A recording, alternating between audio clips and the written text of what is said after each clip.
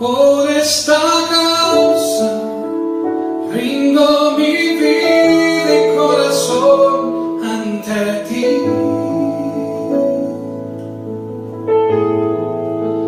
Por esta causa rindo mi vida y corazón ante ti.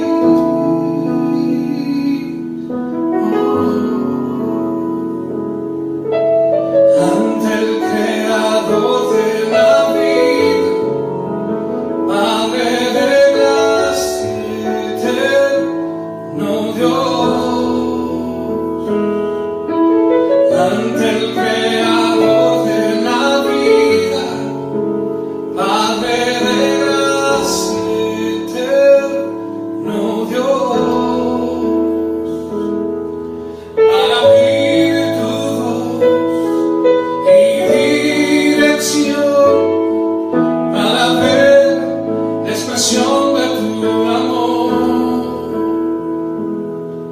para entender tu verdad y corazón, a fin de conocer tu plenitud.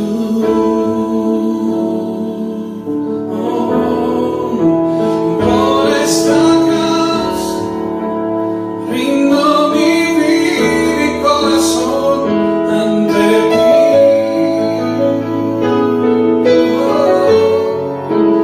Hola, ¿qué tal amigos? ¿Cómo están? Muy buenas noches, bienvenidos a esta nueva clase de discipulado que todos los miércoles realizamos a través de las redes sociales, en la modalidad online, donde estamos hablando, donde estamos desarrollando una palabra maravillosa que es o tiene que ver con el Evangelio eterno, el Evangelio eterno. Ya hace varias semanas que venimos hablando acerca de esto, hemos hablado de lo que no es el Evangelio y luego hemos comenzado a describir por la palabra de Dios lo que sí es el Evangelio.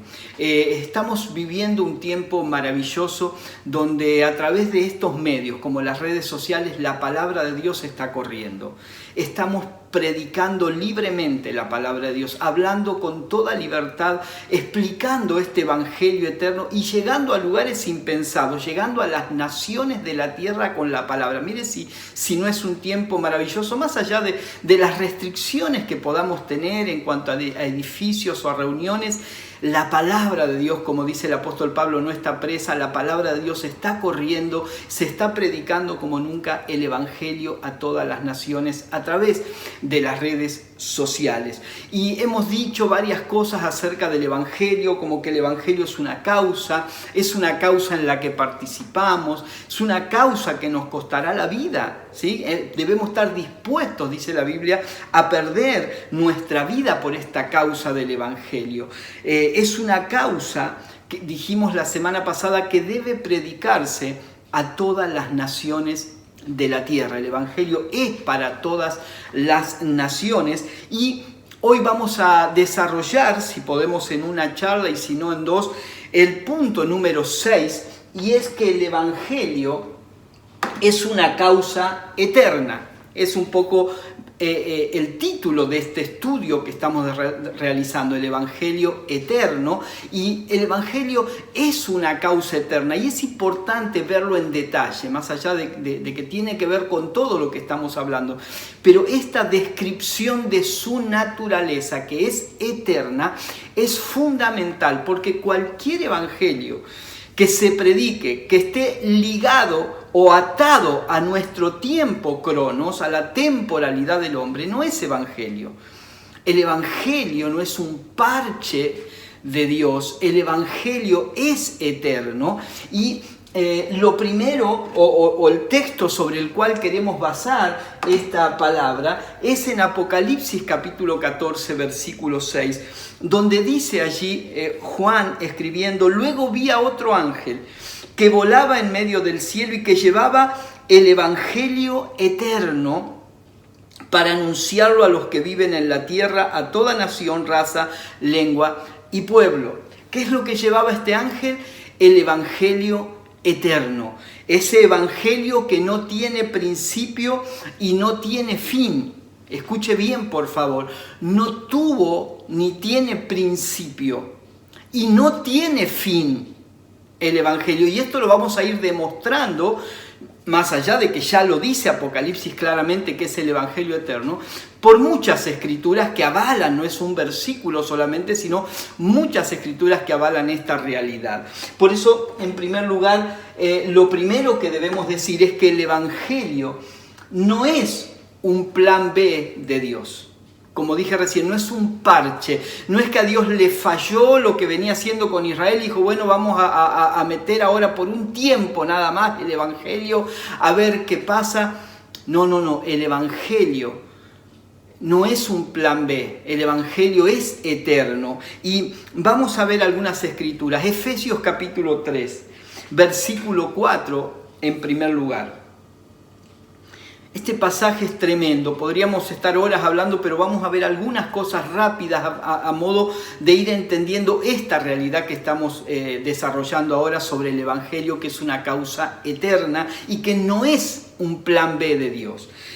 Al leer esto, dice Efesios 3:4, podrán darse cuenta que comprendo el misterio de Cristo. Pablo está hablando de un misterio, de lo que él comprendía respecto a este misterio, porque es eterno.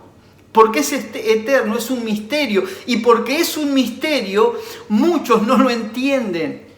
Y lo reducen a cuestiones temporales, lo entremezclan con otras cuestiones temporales de la palabra de Dios, perdiendo de vista la eternidad de este glorioso evangelio. Este misterio, dice Pablo, que en otras generaciones no se les dio a conocer a los seres humanos, ahora se les ha revelado por el Espíritu a los santos apóstoles y profetas de Dios.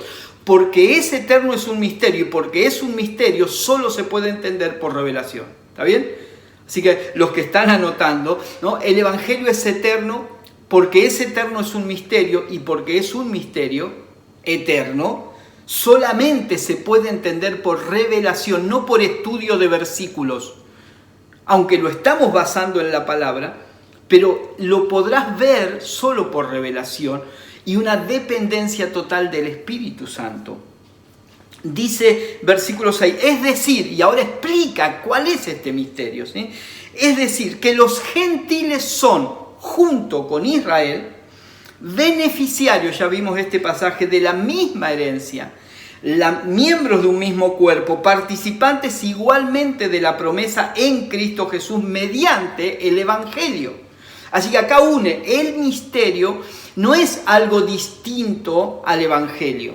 El misterio es que Dios, Dios de dos pueblos, vimos la semana pasada, hizo un solo pueblo. Los gentiles, junto con los judíos, con Israel, son beneficiarios, dice, de la misma herencia. Esto es muy fuerte, la misma herencia, no otra herencia. La misma herencia que de Israel. Lo que pasa es que esa herencia es espiritual. La misma herencia, el mismo cuerpo, miembros del mismo cuerpo, participantes de la misma promesa, mediante ¿qué? El Evangelio. Ahora, versículo 7, de este Evangelio, no de otro, no de un Evangelio diluido, temporalizado, no, de este Evangelio eterno, llegué a ser servidor. Ese fue el regalo que Dios me dio por su gracia conforme a su poder eficaz. Aunque soy el más insignificante de todos los santos, recibí esta gracia de predicar a las naciones, lo que dijimos, ¿se acuerdan los miércoles pasados? Que el Evangelio debe predicarse a las naciones. Predicar a las naciones las incalculables riquezas de Cristo. Otra descripción del Evangelio. Las incalculables riquezas de Cristo. Y de hacer entender a todos la realización de el plan de Dios. No el plan B. No otro plan. No el plan de Dios. No hay otro. Amado, no hay otro plan de Dios. Dios no tiene otros planes fuera del Evangelio. Es una ilusión creer que Dios tiene otras cosas fuera del Evangelio, porque este es el plan de Dios. Todo lo que sucedió desde la creación hasta que termina, hasta que Cristo venga, tiene que ver con el Evangelio, no con otra cosa. Y de hacer entender a todos la realización del plan de Dios, el misterio Otra vez, el misterio que desde los tiempos eternos se mantuvo oculto en Dios, creador de todas las cosas. El fin de todo esto es que la sabiduría de Dios en toda su diversidad se dé a conocer ahora por medio de la Iglesia a los poderes y autoridades en las regiones celestiales, conforme a su eterno propósito realizado en Cristo Jesús nuestro Señor. Así que el misterio, el plan de Dios, las incalculables riquezas de Cristo, el eterno propósito, todo esto son definiciones o descripciones del Evangelio eterno. De esto también nos habla el mismo apóstol en la misma carta a los Efesios en el capítulo 1, versículos 9 y 10. Él nos hizo conocer el misterio de su voluntad conforme al buen propósito. Ve que misterio, plan, propósito son temas que el apóstol Pablo desarrolla abundantemente, que de antemano, porque es eterno, estableció en Cristo, dice, para llevarlo a cabo cuando se cumpliera el tiempo. Esto es, reunir en Él todas las cosas, tanto las del cielo como las de la tierra. O sea que vemos a través de estos pasajes que el Evangelio nunca puede ser considerado un plan B. Es el plan de Dios, el propósito eterno de Dios. Todo tenía que ver con esto. Romanos capítulo 16 también nos habla de esto. Versículos 25 y 26. Romanos 16, 25 y 26. El Dios eterno ocultó su misterio durante largos siglos, pero ahora lo ha revelado. ¿Ven? Otra vez, el misterio debe ser revelado porque estaba oculto de la mente humana, de la sabiduría humana. Solo puede ser entendido por revelación del Espíritu, pero ahora se lo ha revelado por medio de los escritos proféticos según su propio mandato, para que todas las naciones obedezcan a la fe, al que puede fortalecerlos a ustedes conforme a mi evangelio y a la predicación acerca de Jesucristo. ¿Sí? Otra vez entonces, el Dios eterno ocultó por mucho tiempo, pero luego reveló este evangelio eterno. Lo reveló a sus santos apóstoles y profetas para que nos llegara a nosotros el entendimiento de este evangelio eterno. También encontramos esto en Hebreos 6, 17 y 18. Hebreos capítulo 6, versículos 17 y 18. Ahí podemos ver también, dice, por eso Dios, queriendo demostrar claramente a los herederos de la promesa. ¿Quiénes son los herederos de la promesa? ¿Y a qué promesa se refiere? Bueno, esto es amplio, algo vimos, seguiremos viendo por supuesto, pero se refiere a la promesa dada a Abraham. ¿Quiénes son los herederos de la promesa de Abraham? El mismo apóstol Pablo dice, no son los que nacieron en Israel, los judíos de sangre, sino los verdaderos judíos, el verdadero Israel, que es por medio de la fe, no por el linaje de la sangre. Entonces, por eso Dios, queriendo demostrar claramente a los herederos de la promesa que su propósito es inmutable, o sea, la promesa siempre tuvo que ver, en última instancia, y en la instancia más importante, con un propósito eterno. Un propósito eterno que a la vez de eterno es inmutable. El Evangelio, que es el propósito eterno de Dios, es inmutable. ¿Y por qué es inmutable? No cambia. Eso significa inmutable. No cambia. Dios no tiene distintas formas de tratar. O sea, en forma sí, pero Dios no tiene distintos planes, distintos propósitos. Un propósito tuvo antes, otro propósito ahora. No. Todo es parte de un solo plan, de un solo propósito que tiene que ver con este evangelio eterno. Dice, Dios queriendo demostrar claramente a los herederos de la promesa que su propósito es inmutable, lo confirmó con un juramento. Lo hizo así para que mediante la promesa y el juramento, que son dos realidades inmutables en los cuales es imposible que Dios mienta, tengamos un estímulo poderoso los que buscando refugio nos aferramos a la esperanza que está delante de nosotros. Aquí está hablando el escritor acerca de la promesa de Dios, del juramento de Dios, y que eso que tuvo un parcial cumplimiento temporal, tiene su cumplimiento final y completo con el Evangelio, que es eterno. Entonces, en primer lugar, dejamos establecido esta realidad. El Evangelio eterno no es un plan B de Dios. Segundo lugar, o punto B, el Evangelio no comienza con el nacimiento de Jesús. Con el nacimiento de Jesús comienza la manifestación del Evangelio o la revelación del Evangelio.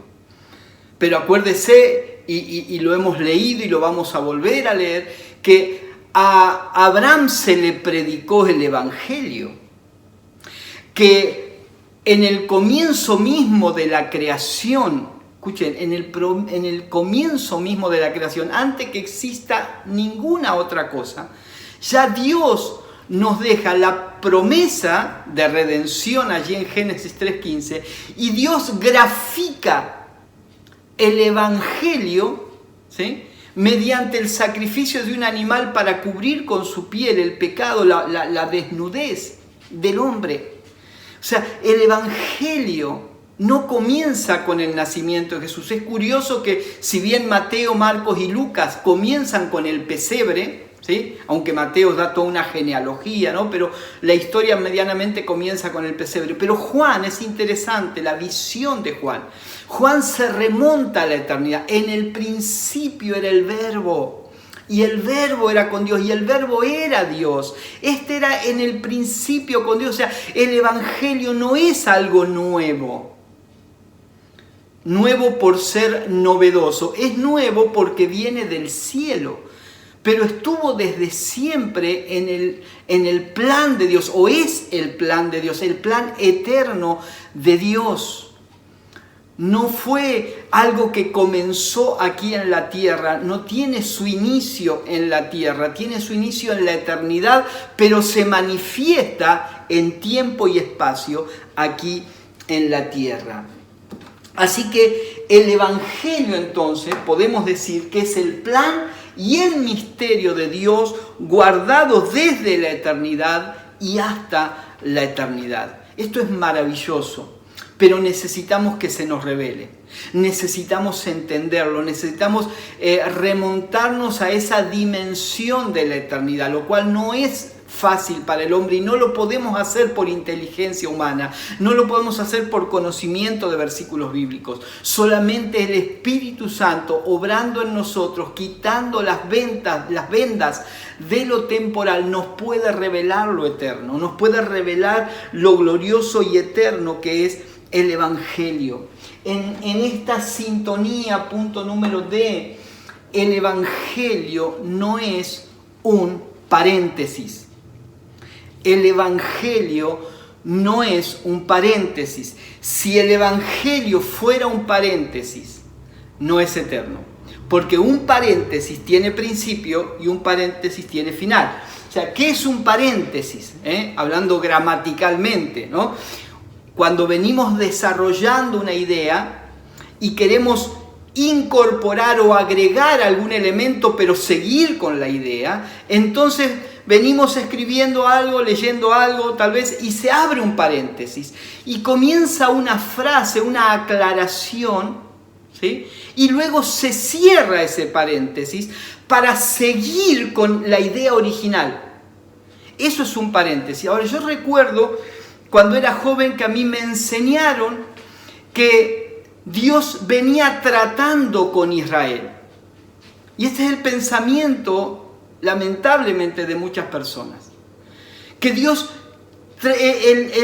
podríamos decir que el centro de la atención de Dios es el Israel físico, el pueblo judío.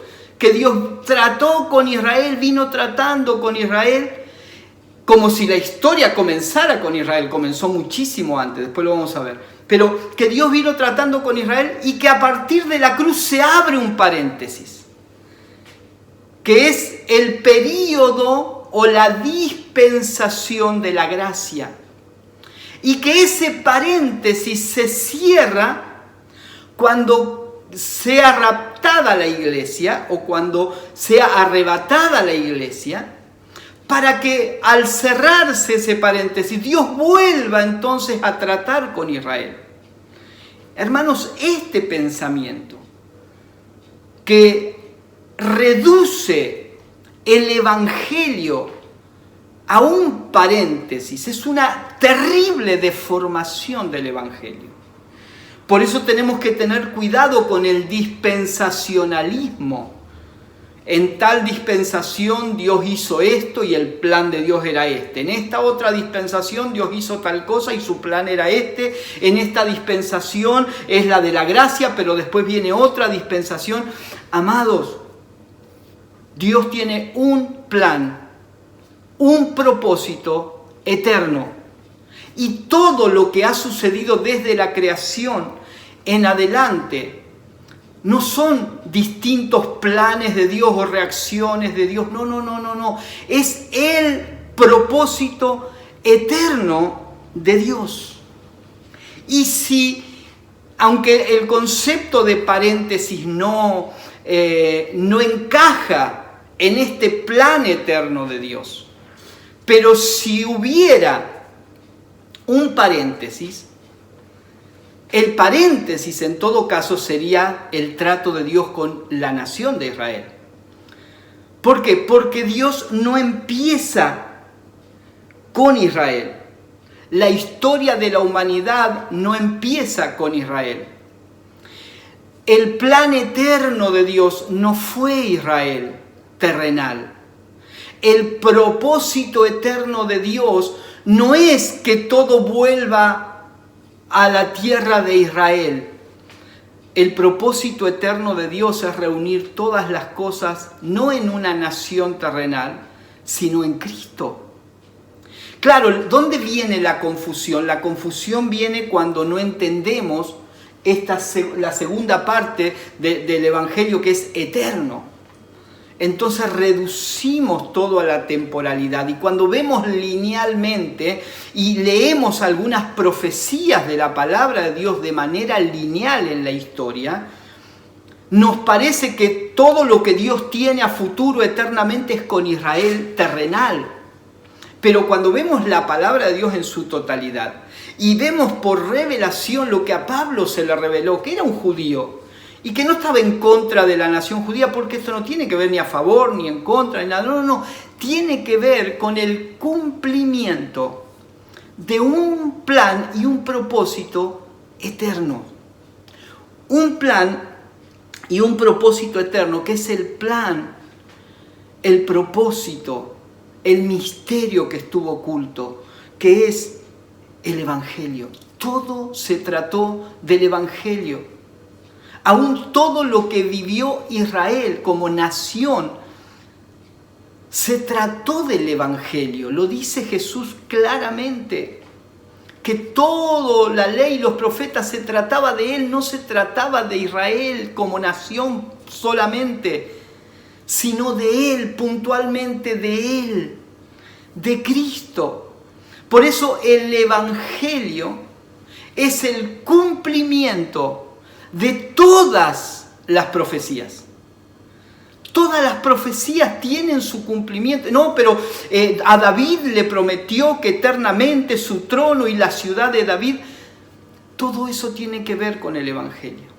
Todo eso tiene su cumplimiento en Cristo, quien es la raíz de David. Tiene que ver con los herederos de la promesa. Toda promesa hecha a Israel era una sombra de las promesas eternas y gloriosas que son ejecutadas y efectivizadas por medio del Evangelio. Así que, repasando un poquito, debemos decir que el Evangelio no es el plan B de Dios. Recuerden esto, por favor. No es el plan B de Dios. El Evangelio no comienza con el nacimiento de Jesús. No comienza con el nacimiento de Jesús. No es, bueno, Dios terminó de tratar con Israel y ahora empieza el Evangelio. No, por favor, no es eso lo que encontramos en la palabra.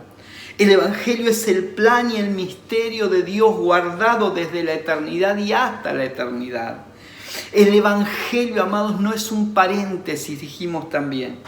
No es un paréntesis, porque si lo fuera, no es eterno. Y creo que vimos claramente la eternidad del Evangelio. Por lo tanto, nunca puede ser un paréntesis. Quiero ir a otro punto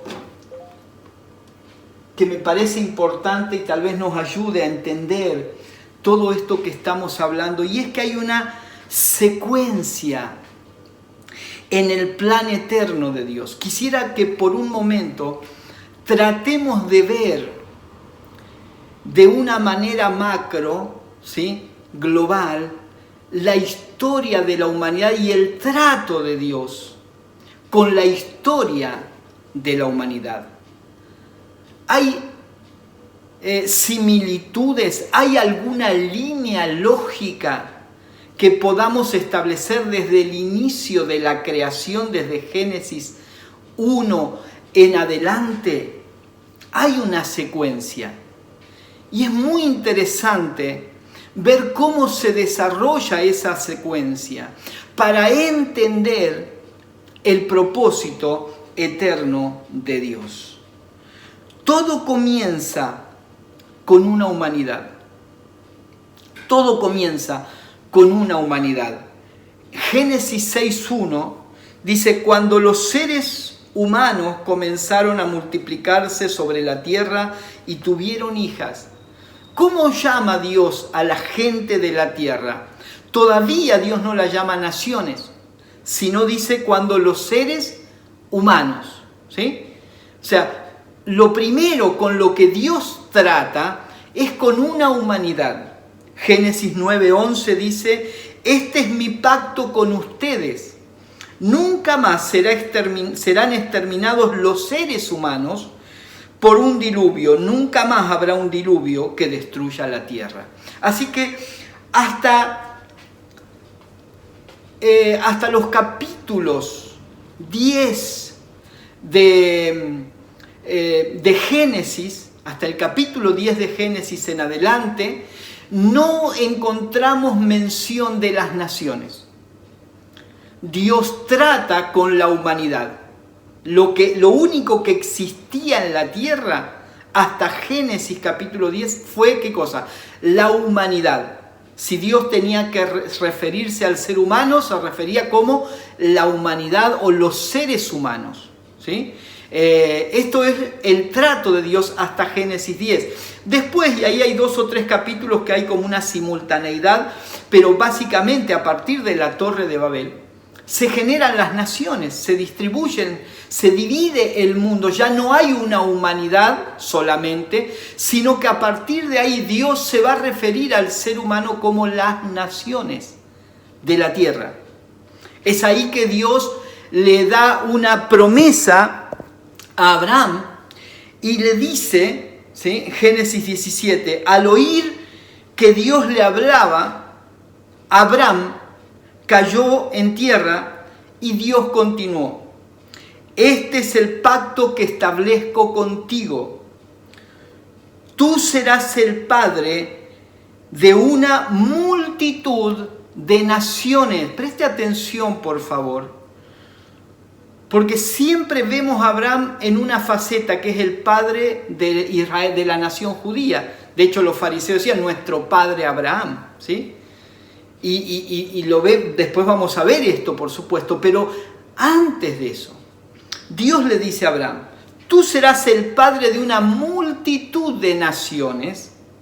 Ya no te llamarás Abraham, sino que de ahora en adelante tu nombre será Abraham, porque te he confirmado como padre de multitud de naciones. Así que escuche, el nombre Abraham, ¿sí?, es una cosa, y Abraham es otra cosa, porque Abraham tiene que ver con que de los lomos de Abraham iban a salir multitud, no una nación, multitud de naciones. Te haré tan fecundo que de ti saldrán reyes y naciones. Obviamente entendemos que esto no tiene que ver con un linaje terrenal. De Abraham salió Israel, si se quiere por medio de Ismael salió otro pueblo y algún otro pueblo después a partir de Edom que salieron, pero aquí no habla de 3 o 4 pueblos, habla de multitud, ¿sí?, de pueblos, de naciones, reyes y naciones. Estableceré mi pacto contigo y con tu descendencia. Pablo se encarga de explicar a qué descendencia se refiere, como pacto perpetuo por todas las generaciones. O sea, el pacto perpetuo que Dios hace con Abraham no fue el pacto que tenía que ver solamente con el Israel terrenal, sino con todas las naciones que salen de una misma simiente que Pablo explica es Cristo, ¿sí? Yo seré tu Dios y el Dios de tus descendientes.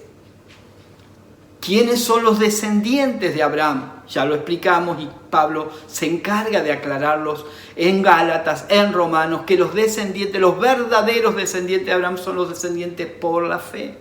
Así que vemos claramente acá que Dios, y ahora vamos a leer Gálatas, pero vemos que Dios empieza a tratar con una humanidad y continúa con las naciones, ¿sí? Una humanidad, las naciones, Empieza a llamar, a mencionar al hombre en términos de naciones. Vamos para entender este pasaje, y después ya avanzamos en esta secuencia, Gálatas capítulo 3, versículo 7, porque claro, necesitamos leer esto, porque aquí habla de un pacto de Dios con Abraham, y habla dice, estableceré mi pacto contigo y con tu descendencia como pacto perpetuo por todas las generaciones. Yo seré tu Dios y el de tus descendientes. Y la pregunta es, bueno, ¿quiénes son los descendientes de Abraham? ¿Con quiénes Dios está haciendo un pacto perpetuo por todas las generaciones? Gálatas dice, por tanto, Gálatas 3:7, por tanto sepan que los descendientes de Abraham son aquellos que viven por la fe. O sea, ¿querías saber quiénes son los descendientes? Pablo te da la respuesta. Ahora, si te quedás con lo lineal, no, porque Dios hizo con Israel pacto perpetuo. Perdón, Dios hizo pacto perpetuo con los descendientes de Abraham y ahora Pablo nos explica claramente que los descendientes de Abraham son aquellos que viven por la fe. En efecto, la Escritura, habiendo previsto que Dios justificaría por la fe a las naciones, ¿ven? Una humanidad, las naciones, como inicio del Evangelio, siempre tuvo que ver con las naciones. Anunció de antemano el Evangelio a Abraham. El Evangelio se le predicó a Abraham, la promesa a Abraham era el Evangelio. No, pero le habló de una tierra y era el Evangelio. A Abraham ni siquiera le interesó la tierra, dice que él buscaba una tierra más allá, Hebreos 11, usted lo puede leer. Anduvo como peregrino y extranjero porque él buscaba otra. Él entendió que detrás de esas promesas temporales que tenían que ver con una tierra, con un reino, con un trono, con una ciudad, había promesas eternas que no tenían que ver con eso, que tenían que ver con el Evangelio. ¿Cuál fue el Evangelio que se le predicó a Abraham? Pablo dice, 2 puntos, dice, anunció de antemano el Evangelio a Abraham, 2 puntos, cosa que ahora va a aclarar y a explicar qué es el Evangelio que se le anunció a Abraham. Por medio de ti serán bendecidas todas las naciones. Eso es el Evangelio. Ese es el Evangelio. Así que los que viven por la fe son bendecidos junto con Abraham, el hombre de fe. Así que en la secuencia del trato de Dios tenemos una humanidad, las naciones, ¿sí? Y ahora viene el foco en el trato de Dios con una nación. Pero no empezó con una nación, empezó con la humanidad. Siguió con las naciones y ahora Dios se enfoca en una nación. Génesis 12, 1 al 3 dice: el Señor le dijo a Abraham, deja tu tierra, tus parientes y la casa de tu padre y vete a la tierra que te mostraré. Haré de ti una nación grande, una nación. Aquí está hablando ahora no de las naciones, sino de una nación. Y te bendeciré, haré famoso tu nombre y serás una bendición. Bendeciré a los que te bendigan y maldeciré a los que te maldigan. Por medio de ti serán bendecidas todas las familias de la tierra. Así que Dios comienza a tratar con una humanidad. No había pueblos, no había naciones. Dios trata con Adán y Eva, Dios trata con Abel, con Caín, Dios trata con Enoc, Dios trata, ¿sí?, con Noé después y todo lo que hemos visto. Dios interfiere allí en la torre de Babel porque la humanidad, hasta ahí era una humanidad, se había enorgullecido, querían construir una torre, ser igual a Dios, hacerse un nombre, y Dios los distribuye en naciones y lenguas, idiomas. Ya conocemos la historia, ¿sí? Entonces, de una humanidad pasamos a las naciones y Dios muestra que su propósito y el llamamiento de Abraham tenía que ver, y el nombre de Abraham básicamente tenía que ver con las naciones, pero también dentro del llamamiento de Abraham, Dios establece una nación, que él iba a ser el padre de una nación que representaba a todas las naciones, que iba a ser el tipo y la sombra del cumplimiento final de la promesa. Entonces, Dios trata con la humanidad, Dios trata con las naciones y Dios comienza a tratar con una nación.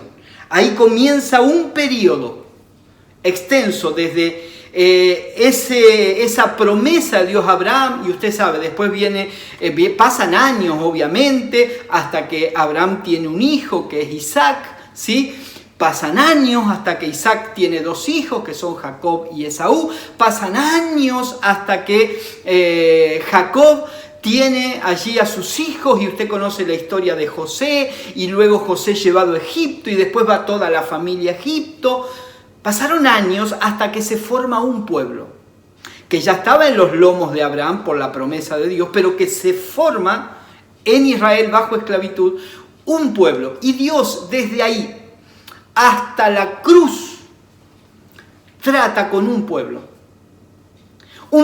que tipificaba y que era tipo y sombra de las promesas que se iban a cumplir por medio de la cruz de Cristo.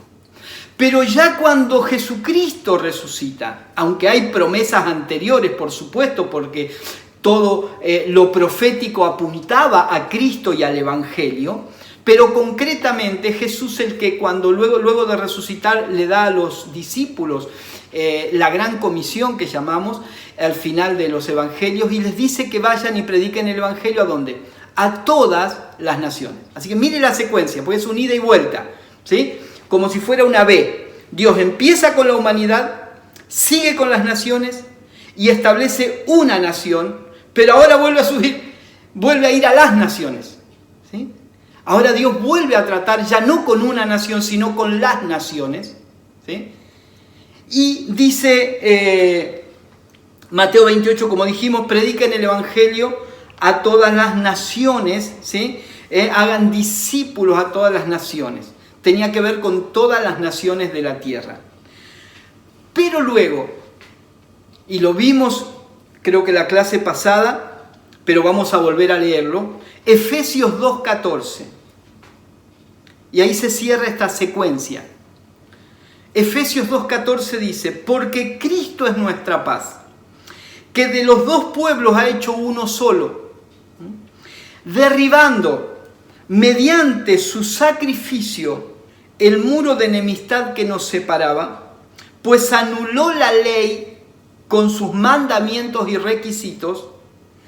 Esto lo hizo para crear en sí mismo de los 2 pueblos una nueva humanidad al hacer la paz, para reconciliar con Dios a ambos en un solo cuerpo mediante la cruz, por la que dio muerte a la enemistad. Él vino y proclamó paz a ustedes que estaban lejos y paz a los que estaban cerca, pues por medio de él tenemos acceso al Padre por un mismo Espíritu.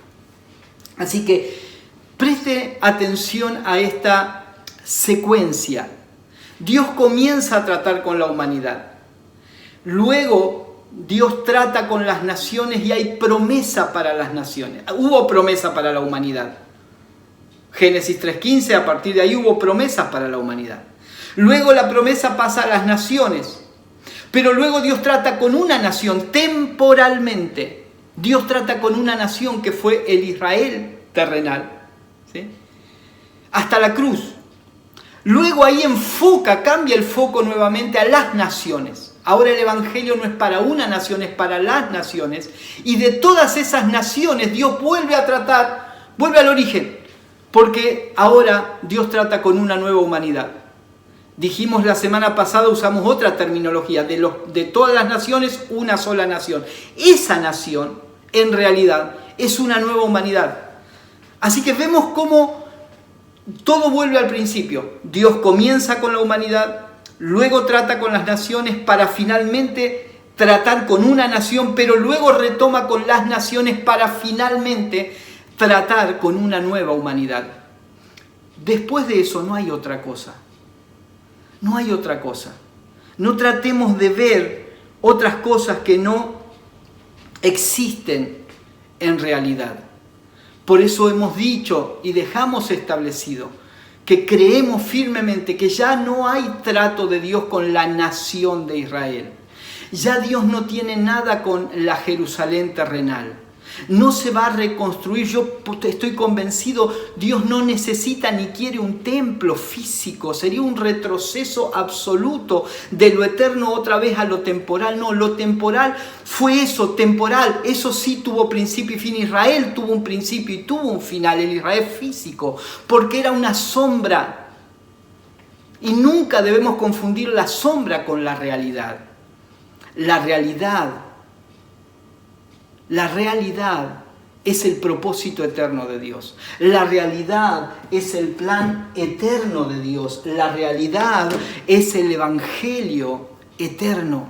Esta es la realidad de Dios, ¿sí? Vamos a ver la próxima clase acerca de cómo vamos de la sombra a la realidad, ¿sí? Cómo pasamos de la sombra a la realidad. Déjenme leer un versículo para dejar plantado el tema que vamos a desarrollar, o mejor dicho, la continuidad de este tema que vamos a desarrollar el próximo miércoles.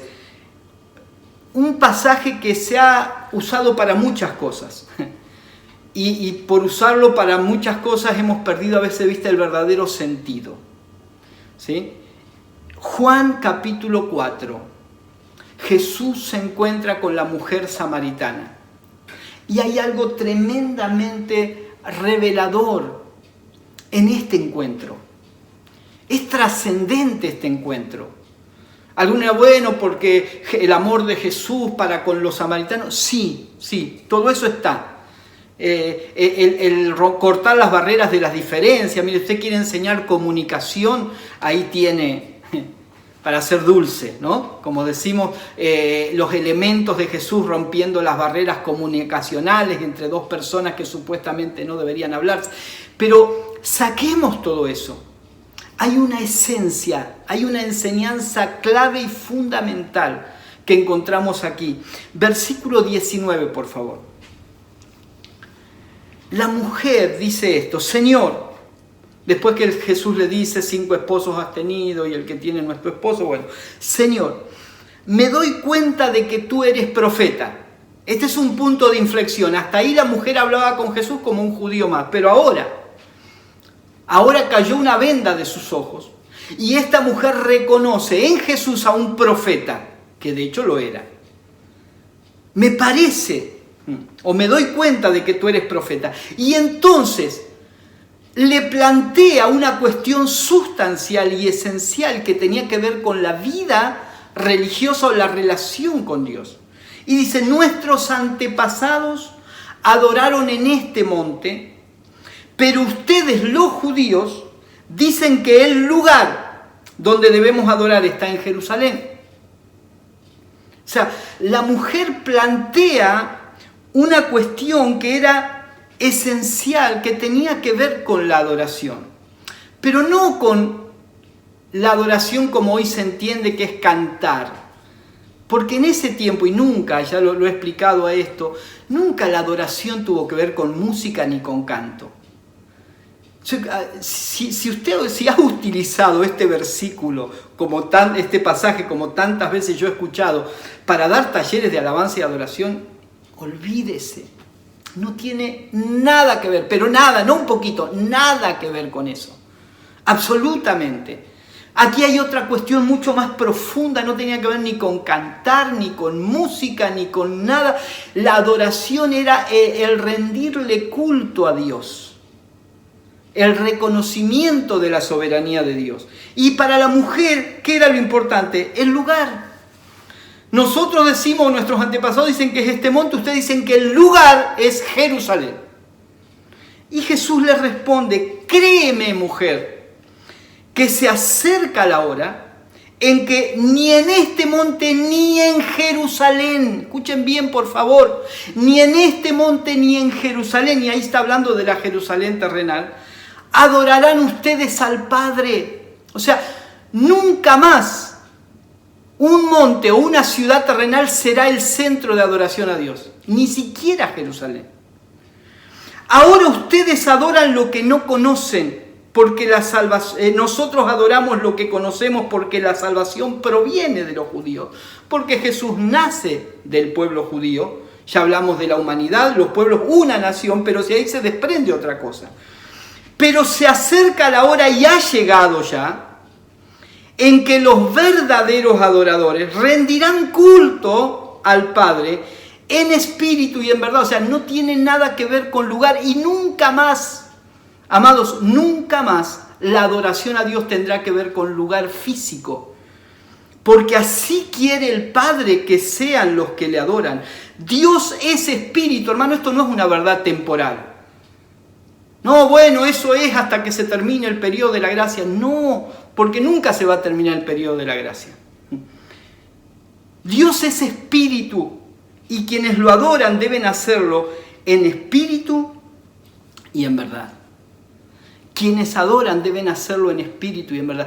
No tiene que ver con lugar. Porque el Evangelio, amados, el Evangelio, punto número F habíamos dicho, nos lleva de la sombra a la realidad. Y dejo planteado el tema para la semana que viene porque ya se nos fue el tiempo. El Evangelio es el pleno cumplimiento del plan de Dios. Estas palabras de la mujer samaritana, de este encuentro de Jesús, más que nada las palabras de Jesús, son tan reveladoras. Nuestra relación con Dios, la relación de la humanidad con Dios. Otra vez, Dios comienza con la humanidad, pasa a tratar con los pueblos, trata con una nación temporalmente, que es Israel, vuelve a tratar con las naciones para finalmente crear de las naciones una nueva humanidad. Y con esa humanidad es que Dios está tratando, que es la iglesia, que es el Evangelio eterno, el perfecto cumplimiento del plan de Dios. No busques algo después. Si algo tenemos que mirar es al Evangelio. Si en algo tenemos que centrar nuestra vista es en las cosas de arriba y no en las de la tierra. No hay nada en la tierra, no hay ningún lugar de la tierra que tengamos que mirar. No va a haber nunca más un centro terrenal de adoración porque toda la tierra será llena del conocimiento de la gloria del Señor, porque Dios es espíritu y los que le adoran y le rinden culto, y esto otra vez no tiene que ver con lo que hacemos en las reuniones, no tiene que ver con ese culto a Dios, Romanos 12:1, que cada día presentamos nuestra vida como sacrificio. Ese es nuestro culto racional, ese culto a Dios. Es en espíritu y en verdad, no tiene que ver con cosas que hacemos, ni con lugares que visitemos, ni miremos, no tiene que ver con nada terrenal, sino que es una acción absolutamente espiritual. Amados, el Evangelio es eterno. Y porque es eterno, no es temporal. El próximo miércoles vamos a continuar y vamos a avanzar para ver cómo se dio el cumplimiento de todo este plan y cómo se fue dando este cumplimiento de todo este plan eterno de Dios, este misterio y otra vez que debe ser revelado por el Espíritu. Oremos cada día para que sea el Espíritu Santo el que nos revele. Si nos quedamos con algún que otro versículo bíblico, vamos a tener para discutir años. Y algunos lo van a ver de una forma y otros de otra, pero cuando se te revela el Evangelio eterno, se terminan esos problemas. Cuando se te revela el Evangelio eterno, habrá cosas que entendemos más y habrá cosas que nos quedará duda porque no es tan clara, porque el lenguaje o era apocalíptico o era profético, tenía que ver con Israel, tenía que ver con esto, con el otro. Pero cuando se te revela el plan eterno de Dios, el Evangelio eterno, esas cosas pasan a un segundo plano y tenés una visión clara del desarrollo del obrar de Dios con la humanidad, de principio a fin. Todo tiene que ver con el Evangelio y el Evangelio tiene que ver básicamente con Cristo. Buenas noches y el próximo miércoles continuamos con este discipulado hablando acerca del Evangelio eterno.